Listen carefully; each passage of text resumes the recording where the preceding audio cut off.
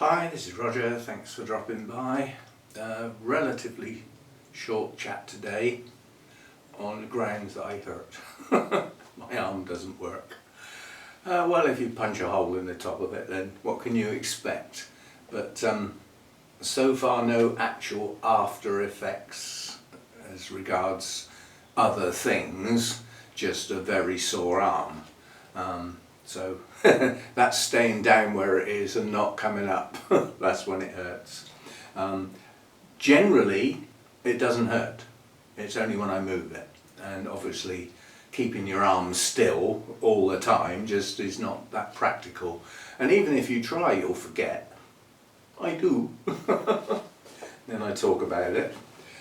Yeah, a bit painful, but so be it. I mean, the other jabs I've had for COVID, they were the same, achy shoulder. This time it's sort of moved slightly into my neck, so my neck's a bit stiff as well. So we'll keep that still then. Anyway, the news and stuff, well, there just isn't much going on at the moment. I mean, at the moment we haven't decided when Hannah's going to come down again. I mean, it might not be until our Orchid Society's Christmas lunch. The problem is she likes to come down about every 4 weeks. Much sooner than that, and then, you know, you're sort of repeating yourself with the chats and things that we have, but 4 weeks is about right. And then it would be less than 2 weeks for the Christmas do.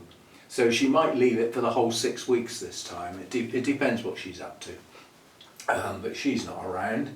There's nothing much going on in the garden. I mean, we're heading into winter now. A little bit of an eye-opener this morning. After all the wet and wind and rubbish we've had lately, it was actually quite cold this morning. Nowhere near a frost, but it was cold. Took a while to heat the house up to comfortable, because this house chills down overnight quite bad. Built on a shoestring, I think. It just doesn't hold heat, this house. It's just a strange construction. The outside is normal bricks, but then a traditional house would have a cavity and then block walls, and the cavity would be filled with some sort of insulation. This one hasn't got the block walls. There isn't a solid wall in this place. You know, you can bang on every wall and it's hollow. So obviously it's got some sort of timber structure with, you know, some sort of boarding on it, and then insulation inside that, but it doesn't hold heat like a traditional house. I mean, the problem with any form of stone or concrete, it takes quite a bit to heat it up, but once you get it warm it tends to hold the heat for some time. Anyway, so and I've had a look. My energy contract comes to an end on the 10th of December, so I'm getting warning shots from the energy company that I need to think about what I'm going to do next. And due to government interventions, they have to be nice to you, so they offer you what they've got on the plate, but they advise you that you should look elsewhere. Well, I've had a look elsewhere, and quite honestly the one I'm with is probably, you know, within pennies the best bet. And it's a fiddle. It's another con. Basically,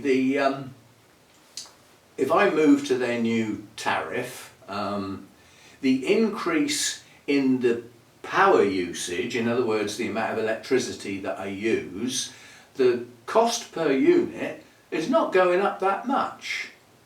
Same with the gas, it's not going up that much. You sort of think, oh, that's okay. And then you have a look at the daily charge, which, like my electricity daily charge at the moment, you get no choice. It doesn't matter how much electricity you use, including none, you've shut it down, turned the big switch off, you still pay 29p a day. That's going up to 49p a day. You sort of go, oh, that's a fortune. 50p a day for 30 days is £15. That's £15 a month for your standing charge. It's not a lot, is it? When you put it into the big scale of things, you know, you could spend that on a couple of coffees out. Call into Costa. Need a bank loan for a coffee in there. So, although my energy is going to go up in December, it hasn't been quite so frightening as I thought it was going to be. It could still go up again. I mean, our original massive price increases where the government had to step in and everything like that was due to a direct conflict in Europe. Yeah, well, now we've got another conflict in the Middle East that may well do the same sort of thing indirectly, because one was geared up to gas, this one's geared up to oil. Yeah? And the poor people who don't produce that much, I mean, it's ridiculous. We've got oil platforms in the North Sea that belong to us. Yeah, well, no, they don't. Basically, they sell their product on the open market. So we can buy it if we want on the open market. We don't get a special deal. Lots of people just don't see that con. Everywhere you look, there's a con somewhere to people like shareholders and rich people making lots and lots of money and all the rest of us paying for it. Do you think that's ever going to change? Can you think how long it's been like that? So, we moan about it and we worry about it, but you're best worrying about things you can change, and you can't change any of that. No way. Anyway, so that's what I'm stuck with. That's what I shall have to pay. I've had my... See, this is something, when you get old, you've got complexities in your life. Like, you might not be as mobile, so you might have to pay for more transport things. There are things that might cost you more as you get older. For instance, I'm not prepared to be freezing cold like I once would have put up with when I was younger. Gets in your bones, so I will pay a bit more to keep my house warm because I'm older. But because I'm older, the government have just given me my winter fuel payment. It's a lot of money. £500 the government have given me to look after myself during the winter and not get freezing cold and cost them a fortune on the NHS because I'm ill. So they spend some pennies to save some pounds. It's logical, you know. Anyway, given the amount I pay a month, they've just paid for 2 or 3 months worth of my fuel. Not topping it up, all of it. So I've got 2 or 3 months in the winter now where I won't be spending any of my money. So when we moan about how bad it is in this country, sometimes you need to step back and have a think. Maybe it's not quite as bad as you think. Well, for old people, the people who have worked all their life and paid into the system, finally are getting a bit back. Right. As I was going to say, several people complain that I'm always talking about money. Well, this time I'm not talking about YouTube money. We've done that. I don't talk about it all the time. What I do, especially on the Sunday, is say thank you to everybody who supports the channel in whatever way they do it. Be it a membership, be it a patron, be it a buy me a coffee, be it subscribing to the various channels I've got, watching the videos, watching the adverts on the channels that are monetized. All of those things help. They're all a form of support, and thanks to everybody who does it. That's that done. Doesn't need the big deal every time, it just happened to be the big deal was last time. So we won't be doing it again for a while. Didn't say ever, did I? For a while. It's reminders. You know, I mean, there's a lot of YouTube channels that are geared up to telling people how to run their channels and how to make their channels better, and that's how their channels work. And the one thing they do say is you need to remind people about subscribing and doing the thumbs up because people forget. And it's true. You know, so if you're not subscribed to the channel, it would be nice if you did so. And don't forget the thumbs up, unless you really dislike the video, in which case, why are you still watching? So there we go, that's that. Now, there's nothing coming up, no shows, nothing like that, so we won't be doing any of that. There's little to no work to do on the orchids themselves. It's not a good time of year to be thinking about repotting and stuff in my environment. I've got cooler temperatures now. I'm keeping my day lengths up, so we're doing that. I've got lots of natural light during the day. I'm just making that longer to try and keep things growing and stop them shutting down. It's a catch-22 thing. In the old place, I didn't have the lights. I think I put them on one year, but in generally speaking, I didn't do the lights at the other place. And in the winter time, the shade netting came off. So again, I had good natural light. The difference there was I did get the sun through the glass. I haven't got that anymore. But without the lights, I was limited to, you know, in the depths of winter, you're looking at 8 hours daylight instead of 12. You know, that's a third of your light lost. Things just shut down. They either slow right down or they stop growing. So by having my lights, I'm hoping to not stop things growing.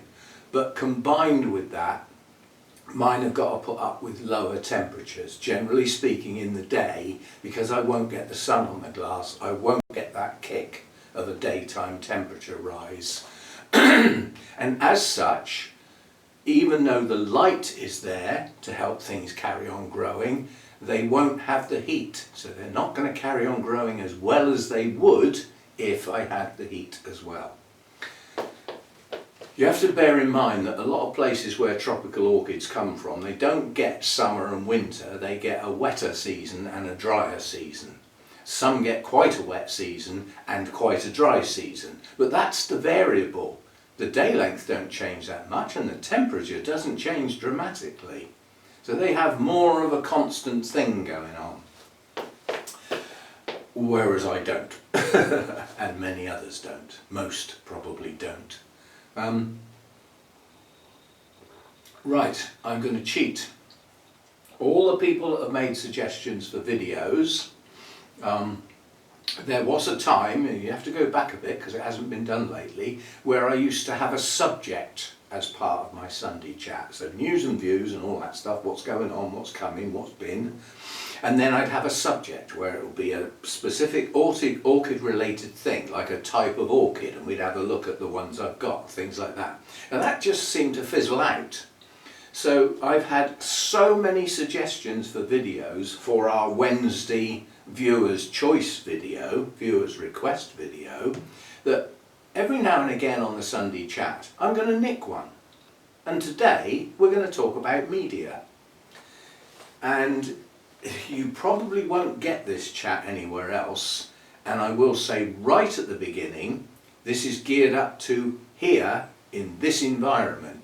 If you've got quite a different environment, then a lot of what I'm going to say might not be relevant. You need to think. You can't just do. Media is not a forgotten subject, but a subject that people don't put much thought into. And quite honestly, you ought to. Right, I won't be going into every possible media type because I don't use every possible media type. And some media types I've never used and won't. Not because I don't like them, well in some cases yes I don't like them, but I just haven't. You know, I've made my choices and I have varied my media over time, and in some cases I've varied it back to where it was before. But yeah, so as far as growing tropical orchids is concerned, right from your basic Phalaenopsis store-bought stuff up to your weird and wonderful and all through the bits in between, the majority are going to be planted in bark. Now this is bark from conifer trees, not deciduous trees. It does vary which conifer tree is used, but a lot of the time you don't get to choose. You get what you're given in your country, because that's what there is. And there's been quite a bit of CITES kicking in with the bark. Because obviously the bark's come off a tree, And if that tree is in any shape or form listed, then you can't start buying and selling and exporting its products, like with the orchids. So some bark produced in a certain area can't be exported and imported into another area without CITES, and that just makes it too expensive, so it doesn't happen. So you're limited to what trees you use. Now, when you choose bark, you've got a seedling grade, which is tiny little pieces, and often if you buy a seedling grade bark, you don't actually get seedling grade bark, you get a seedling mix, which will often have other stuff in with it, like perlite, possibly even, what's the other stuff? Vermiculite. But whatever, it won't be just bark, it'll often have something else in with it. You can make your own seedling mix, but then you move on to the 3 grades. You've got small, medium, and large. See, I'm moving my arm again, and every now and again it reminds me not to. Put my hand back in my pocket. Yes, so you've got small, medium and large. Why do we need 3 different grades? Well, primarily it's to cope with the different types of root systems. A Phalaenopsis has got a big, thick, chunky root system. It prefers to have larger bark, so that there's a reasonable amount of airspace for those roots to get down into. So we're now looking at the different types of bark, but hang on, we're now choosing which orchids to go in which type of bark. No, we're not. What we're doing is we're choosing which root systems to go into which type of bark. That's what's more important. You get something like a Restrepia, they've got a very fine hair-like root system. They ain't going to do so good in the large bark. So they want small bark. They don't need those air spaces to the extent that something like a Phalaenopsis does. Then you've got everything in between, which could be a medium bark. I mix and match. I will often mix small and medium. So I've got a reasonably fine root system, like some of my Oncidiums. So, you know, they need some tightness to their... What you're looking at is you're trying to get the roots to touch something, which is what they do in the natural world. The roots come out and they try and grab hold of things, mainly to stop themselves falling out the tree. So they need to grab hold. Some of the roots don't grab hold of anything, they're in the air and they get moisture out of the air. So again, a combination. But then, some plants don't do that. Some plants live in the cloud forests, and all the tree branches and everything is absolutely covered in moss, all hanging down and dripping wet, and they're growing in the moss and not on a branch at all. Yeah? But they're not terrestrials. Some sort of strange mix in between. Anyway, so that's your 3 types of bark. Think about what your root system looks like and what your root system might want, and relate that back to the type of orchid you've got. Now, Restrepias like to be moist, yeah? So small bark does them wonderfully. On its own, maybe not. Maybe with some moss, maybe with some perlite, maybe with both. Now, we're starting to deviate from just bark now, and that's going to happen. It certainly does with me. Some of my plants are just in bark. The Cattleyas, for instance, Cattleya types, they're in bark. If they've got big, thick, fleshy roots, they're in big bark. If not, they'll be in medium bark. They won't be in small bark. You're shutting out the air. Cattleyas like air around their roots. They like a wet, dry cycle. And bark is brilliant for that. When bark's new, or certainly the bark I use, you can chuck a gallon of... Oh, what? You can chuck 10 litres of water over it, and in a couple of hours it'll be dry. Very fast wet dry cycle. There are some orchids that love that. There are others that don't. If you've got an orchid that doesn't like a wet dry cycle, that needs to stay moist, it doesn't really want to be in large bark, does it? Unless you want to water it every day. or even twice a day when it's hot. Yeah. So now we're looking at the type of bark and temperature. These are all related. So in my place where I've got really cool temperatures, if I put an orchid in small bark and give it a good watering, how long do you think that's going to take to dry? It's going to take a long time. Medium bark wouldn't take as long, large bark wouldn't take much time at all, despite the low temperatures, because of the amount of air that's in there. Now you start adding stuff in, you start adding small bark perlite and some broken up sphagnum moss and give that a good soaking. How long is that going to take to dry with low temperatures? And the answer isn't a long time, it's too long. Why? In places where these orchids stay constantly moist, like the cloud forests and things like that, what are they wet with? Dripping all over the place. Drizzly rain, mist, fog, all that. What is that? It's fresh water. They're staying moist, constantly refreshed by fresh water. You get your pot soaking wet and it's still wet in 2 weeks' time. Is that water still fresh? Is it hell? It's lost all its oxygen, it's stale. And if it stays there too long, it will start to go stagnant. It becomes off. When it does that, it don't do your media any good. So you've got to balance this. Now what I do, I've got plants in small bark, perlite and sphagnum because I need them to grow roots. That is a good mix for growing roots, and I need them to stay reasonably moist for an amount of time. So do I give them a good water this time of year? No. They get a little trickle around the edge of the pot. And I watch it down the side of the clear pot. And when it gets about half to 2/3 of the way down, I stop, because that amount of water will wick into a lot of the rest of the pot and make it gently moist, not dripping wet. Now I watered all my pots, when was it? Friday, Thursday or Friday, I forget which, and I went round everything. How long prior to that did I water all my pots? 10 days since I watered. The mounts got done a bit more often, but the pots had a 10-day gap, and some of those pots were still too wet to water, so they didn't get done. They'll wait another 10 days now, so that's 20 days between watering. Are they going to die? Horror! That's not often enough. Don't lift your arm up. No, because the temperatures are low. They don't need that water.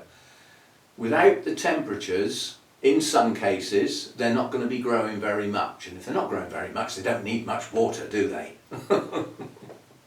So you really have got to think through. It isn't just chuck it in that media because somebody else said you should, and then chuck water on it every Saturday because you water your plants on Saturdays. You might get away with that with some types of orchids, and with some you won't. They'll go downhill. You might even lose them. So you need to have a bit of a think. Type of orchid. Is this one that needs a fast wet dry cycle? If so, choose a media that will do it for you, given your temperature range, your light levels, and how often you, the person, can get at them to water them. Yeah? They're all balanced in together. Pardon me. Now, I tried the coconut husk and it didn't do bad for a while, but it didn't do very well here because it stayed wet too long and as a consequence started to go off quicker. It didn't get a chance to dry out really, so I stopped using it and went back to using the New Zealand moss, the bees grow New Zealand moss, which is good stuff. There are some alternatives around. I think there's a Chilean moss. Most of the people I know that have tried those because they're cheaper, and sometimes the New Zealand moss is not available, you just can't get it in your particular country, and they've said that the other stuff just isn't as good. Better than nothing, but not as good. So bear that in mind.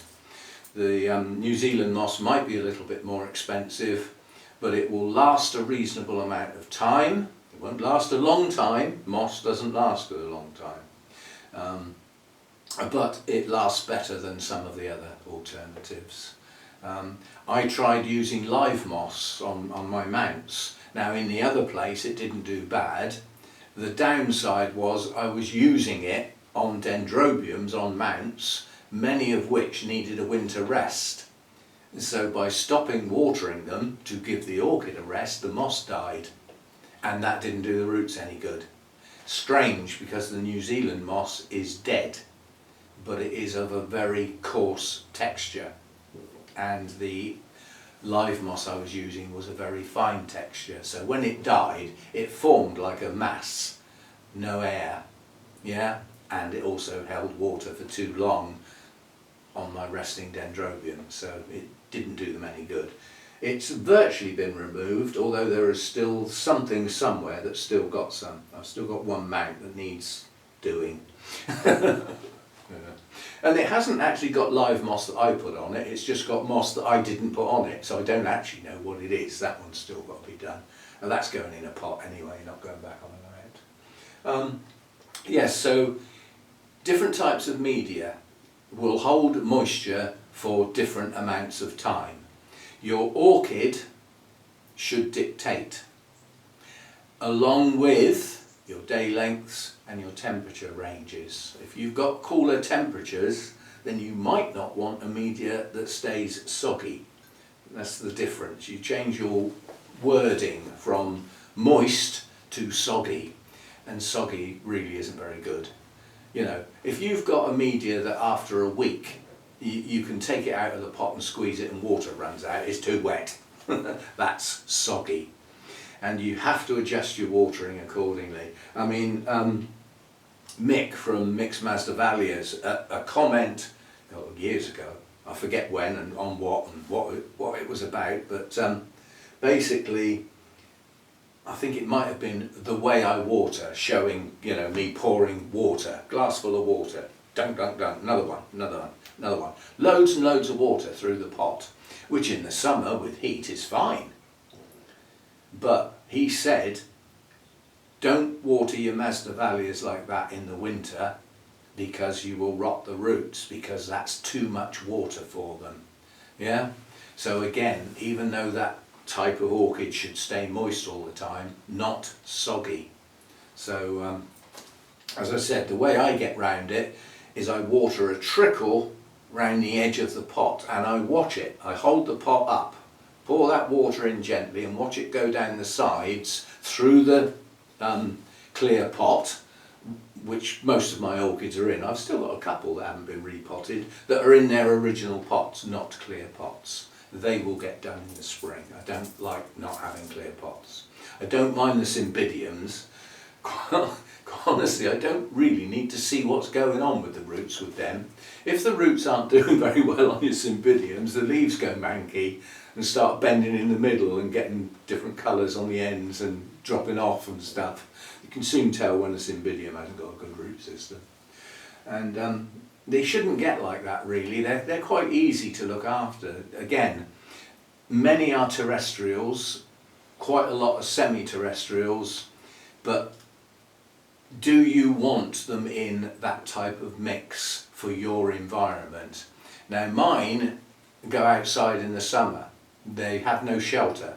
So if it chucks it down with rain for a couple of weeks, they're absolutely wringing wet. So I don't want mine in a terrestrial mix. That could rot my roots, so mine are in bark. Now they might be in small bark, but they're in bark. That allows that water to drain through. And in dry, hot weather, it means I've got to chuck more water on them. I've got a hose outside. Once they come back in here, they've lost that temperature. It's heading in towards autumn and winter, so they don't need so much water. So I can get away with just having bark. Small bark, so it is. Yeah, so choose your media according to your orchid type your temperature ranges, your day lengths, and your ability to water at a suitable time. And I'll give you a bottom line that will stand you in good stead forever, because this doesn't change. Orchids rarely die from not enough water. Many die from too much. And that too much is not really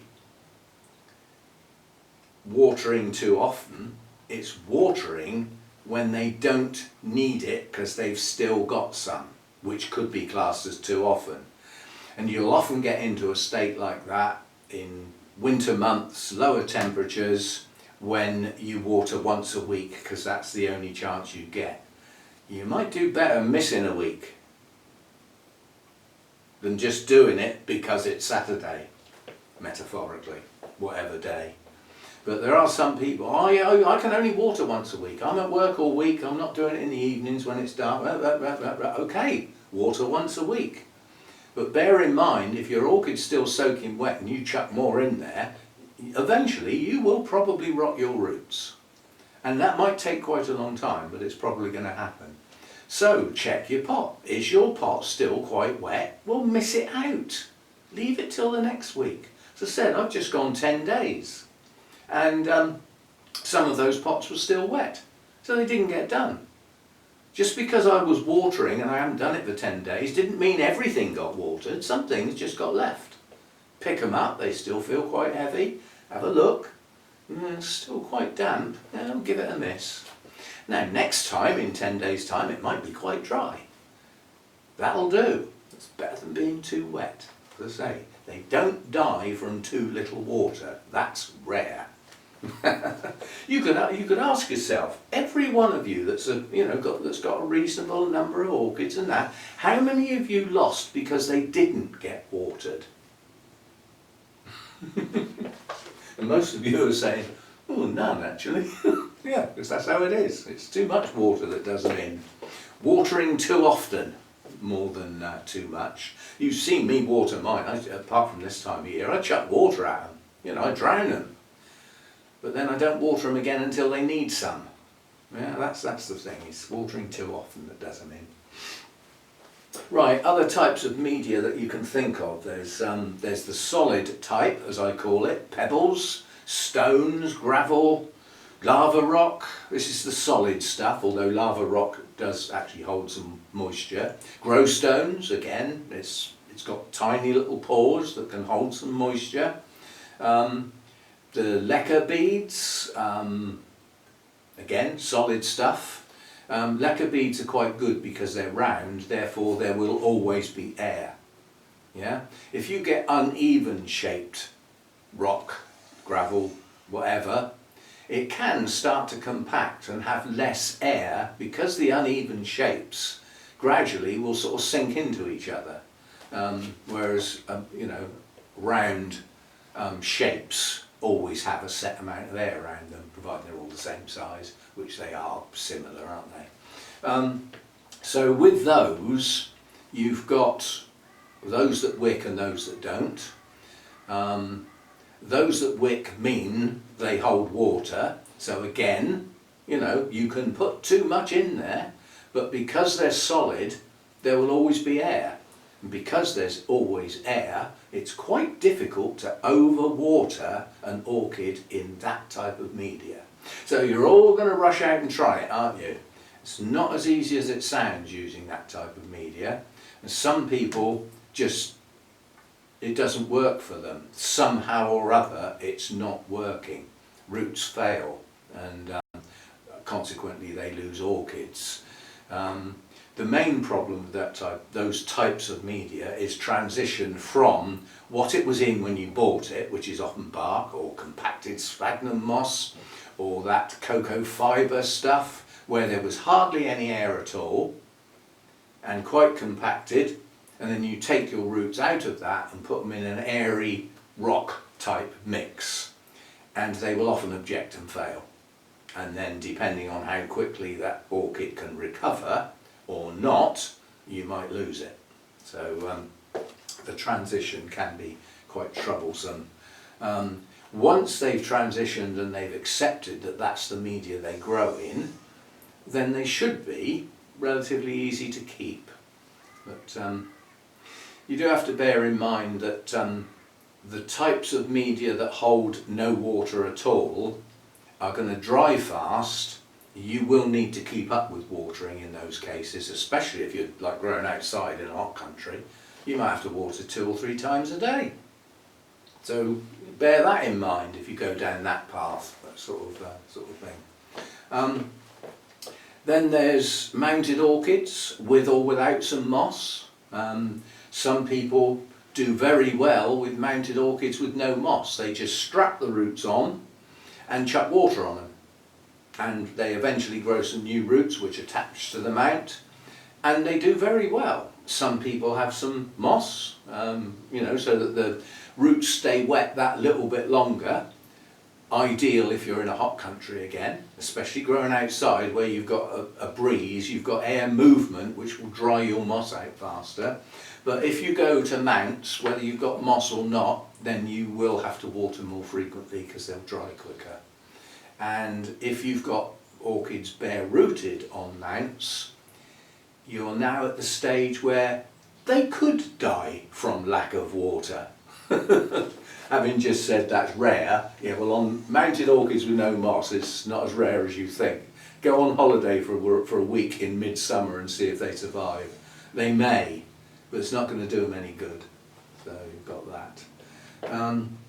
What other types of stuff? You've got the horrible stuff that I can't touch. It's not sponge rock, that's giant perlite basically, sponge rock. Rockwool, the rockwool cubes. Now, I know a good grower, friend from the Orchid Society, who uses that quite a bit. And he uses it for various reasons, but one of the reasons he uses it is for orchids that really do not like root disturbance, because it does not decay, ever. It's a man-made media of some sort, which as I said, I can't touch the stuff, I'm allergic to it. But he's got orchids that have been in that for years. Its only downside is, if it goes absolutely totally dry, it's a bit of a pain in the whatnot to get it wet again, and you normally have to dunk and leave to soak for a while to get it to re-accept some water. The other downside with it is it gets absolutely smothered in algae on the top of the pot. It doesn't look very nice at all. It's just prone to that. But again, it's a media that will have some air in it. It holds moisture and doesn't rot, doesn't decay, doesn't break down. So it will allow an orchid to stay in a pot for a very long time. He actually, first time I sort of came across him was at an orchid show, and it was a spring show, and 4 people in fact, one was helping, 3 were carrying, brought his Coelogene cristata in to go on the table for the show, and it took 3 people to carry it. It was huge. And I chatted to him later. I said, how on earth do you repot that? He said, well, I don't. I said, well, don't the media go off? He said, no, it's in rockwool. Doesn't go off. It can stay in there forever. You know, so it has its purposes.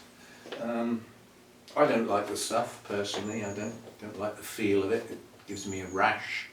I don't like the look of it. There's lots of things I don't like about it. So I don't use it. I like bark, and more recently I've gone back to using the New Zealand moss, and I like my mix of small bark, perlite and New Zealand moss to recover orchids that have got poor root systems or aren't growing very well because of that, and it does seem to bring a root system back to life. It's got enough moisture in it to keep the base of the plant moist, but not soggy.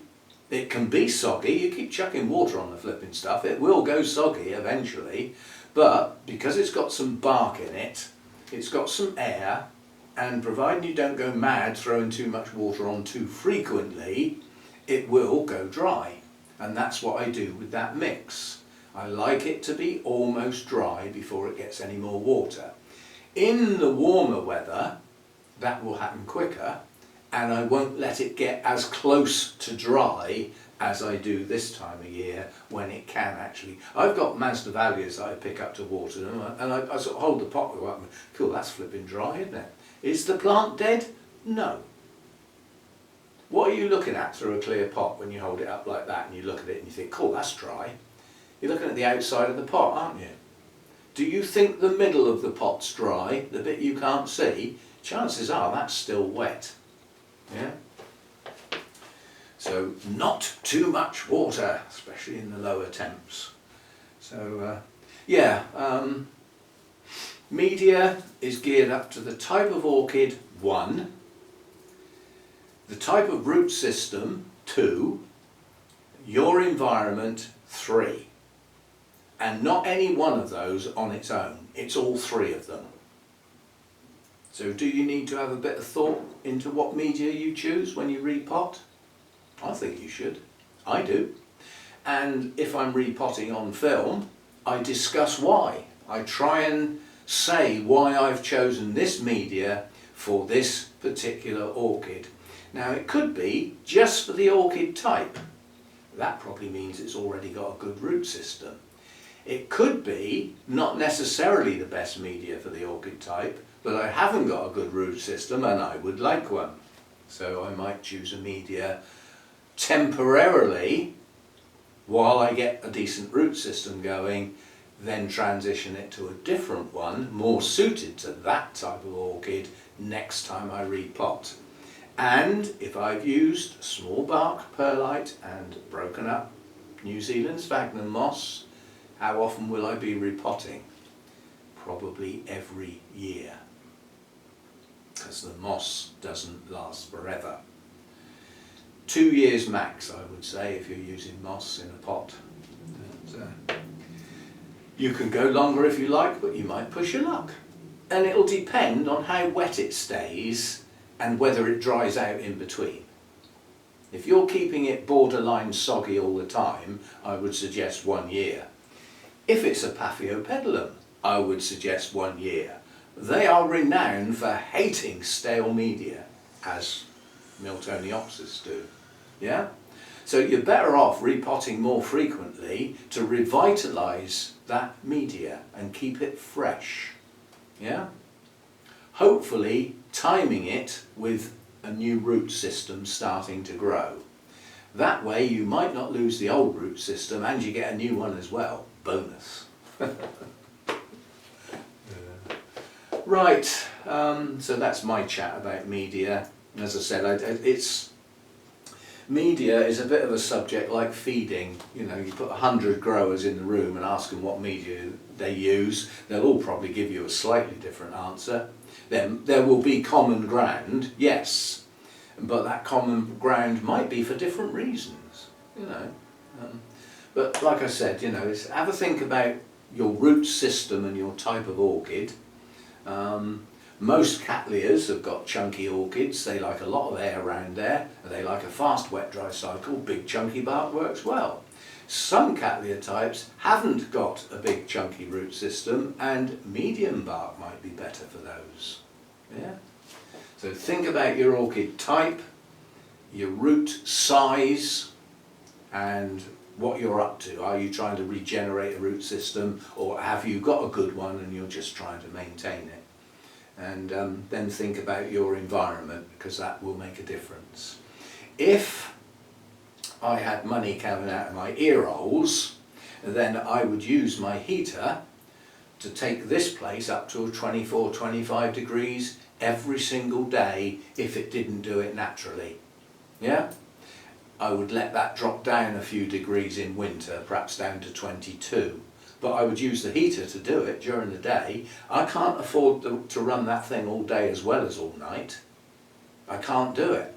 So my differential between night and day is not as big and as good as it should be, because I can't afford that amount of energy on heating. Yeah. So again, it's geared up to your environment and how deep your pockets are. If money was no object, I'd be running this place warmer. I wouldn't have lost anywhere near as many plants when I moved house, because I'd have kept it warm, and I'd have kept them in the manner they were accustomed. But I couldn't do it. So it is how it is. I do what I can. And looking around, I can safely say most things are doing okay, those that I've still got. Many have been lost. It is quite a large number. Some are irreplaceable. I'll never be able to get them again, and in a lot of cases there would be no point. The reason I lost them is still here. So what would be the point in getting another one? I'll get different ones. I'll get ones that are doing okay. In the main. There's still a few struggling in here, but the number of them is quite low now. They've either gone or they're hanging in there, and hopefully they'll do okay. A lot of the ones that are struggling, quite honestly, are struggling because they haven't got good root systems yet, and I'm working on it. And hopefully as they progress and get some roots underneath them, they'll pick up. So we'll see how we go. Right, I haven't got a clue how long that is, but it's as long as it is, it's as long as I need it to be. Yeah, so again, thanks for supporting the channel in whatever way you do. And if you didn't catch the previous video, there is a new video on the gardening channel, which is the bird feeder. I just stuck the camera on the bird feeders. There's a reasonable variety. I edited out the bits where there was nothing there, sort of thing, so it's and put some music to it. So it's just a look at the bird feeders and the birds that I've got currently, including a surprise visitor. I've got a pair of birds in the garden that haven't been in the garden since I've been here. They're recent additions, and they're around quite a bit of the time. They might not stay, I don't know, but they're around at the moment. And one of them sat on top of the bird feeder looking quite cheeky. So that was that was lucky to catch that on video. Pure coincidence, really. But I'm still missing quite a few birds that I'm hoping will come as we get to the cold weather and the leaves fall. Food starts getting short, and birds will start perhaps thinking of coming into the gardens a bit more. The main thing, I've got no finches at the moment. There's a chaffinch that comes in now and again, but not very often. Got no goldfinches, no greenfinches, and none of the odd ones that may actually make an appearance. So, and there's several others that are missing as well, other types, not finches. So we will see. As I said, the first winter I was here, I got a large variety. I was over the moon. Last winter, not such a variety, and we haven't got to winter yet here. We will do soon, I'm sure. But yeah, so there's a bird feeder video on the gardening channel. Roger's New Garden, if you don't know what it is, so that you can look for it. And a reminder that in my descriptions of all of my videos are all the links. So there's a link to the gardening video channel, there's a link to the Bonsai Channel, there's a link to my Facebook group, which was set up as a private group for people who wanted to post pictures and send me pictures, which you can't do on YouTube. And they didn't want to do videos, so it was a place, and it's also a place where they can chat to each other. And there's a lot of that goes on. People have made some good friends over on that Facebook group. So the link to that's there, the link to become a member of the channel, the link to become a patron, all those links are in every single description. And I know if you're watching on the TV, you can't see them. Well, have a look on your phone and you'll probably be able to see them. I use a laptop, they're there every time I look, so it's a different thing altogether. Anyway, I will see you next time. Thanks for dropping by, and enjoy your orchids. Don't make them hard work. Try and simplify, try and think things through more to suit you and your environment and the orchids you've got. And try and stick to getting orchids that seem to work for you. That way you have happy orchid growing. You keep buying awkward orchids that don't make it or don't look very good or never bloom. you're not having a happy growing time, are you? You'll probably end up giving it up and growing something else, cabbages or something. Brussels sprouts. Isn't it funny? I do this, I do it same as everybody else. I didn't do it last year. There's a lot of people in this country, they only ever have Brussels sprouts on one meal a year, and that's their Christmas dinner. They don't have sprouts any other time of year. And most of the time it's because they cook them badly and they're horrible. If you cook them properly, they're quite a nice vegetable. Not that I'm going to have them every day, but anyway, see you next time. Thanks for dropping by.